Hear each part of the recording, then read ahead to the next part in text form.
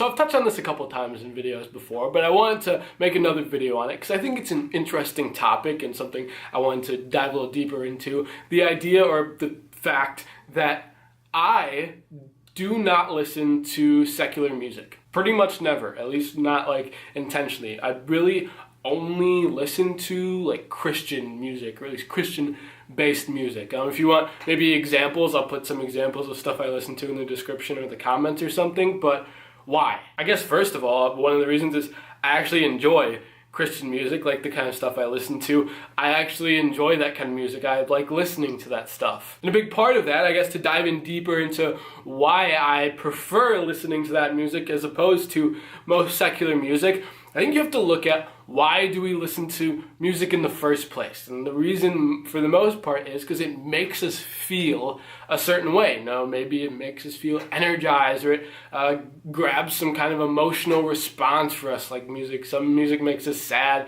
some music makes us feel like powerful or whatever.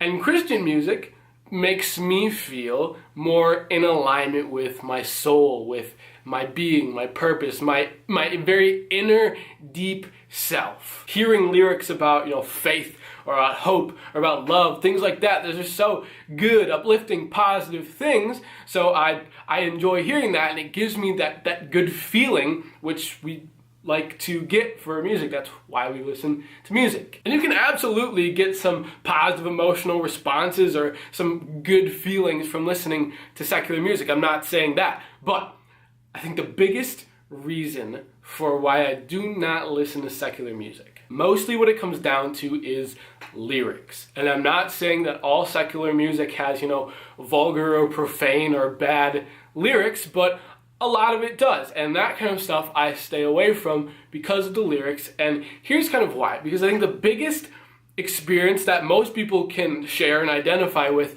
in listening to music, one thing that happens for, I'm sure, everyone, is getting songs stuck in your head. If you hear a song, whether it's something that you listen to all the time, whether it's something you just heard for the first time, or it's even something that maybe you didn't even like that much, but you heard it, it gets into your head. And very often, I know for me, I'm sure for most of you, that song will play again in your head. And generally it's because there was some aspect of that song that you enjoyed. And it might not be the lyrics, because, maybe the lyrics, sometimes you don't even listen to the music for the lyrics. So many people say, I just like the beat or the melody or whatever of the music, not necessarily the lyrics. But when a song is stuck in your head, when you have that song playing inside of your head, maybe even it's just because you enjoy the beat, you don't just hear the beat, you don't just hear the melody, you hear the lyrics.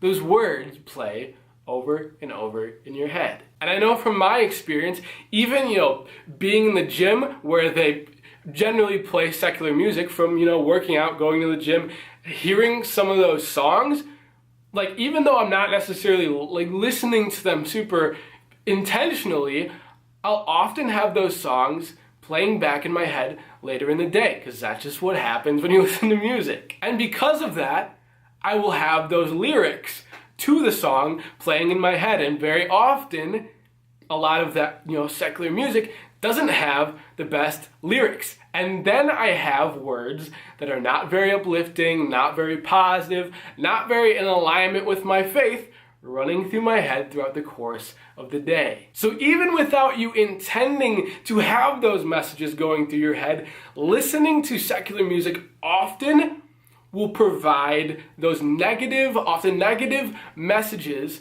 to run through your head subconsciously throughout the day. If you're constantly surrounded by that kind of message, if you're constantly surrounded by things that aren't super positive or uplifting, that will affect your mental state, that will affect the way you think, speak, act, as opposed to if you're constantly receiving positive, uplifting messages, good song lyrics, things that are in alignment with your faith, are in alignment with good things in your life, that makes a substantial, noticeable difference in your mental state, the way you speak and act and live. So because of that, I choose to stay away from secular music, to not have the potentially negative messages running through my head, or potentially messages that aren't necessarily negative, but aren't necessarily uplifting and positive either. It all comes down to acknowledging what are you surrounding yourself with. If the music, if the media, if whatever you are receiving is not building you up, causing you to